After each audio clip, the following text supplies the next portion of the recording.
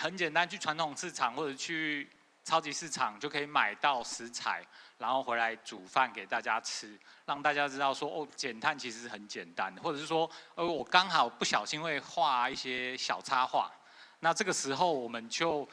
把一些比较艰深的，比如说碳标签、碳足迹的这些东西做成影片，大家喜欢滑影片，这的情况之下，把我擅长的东西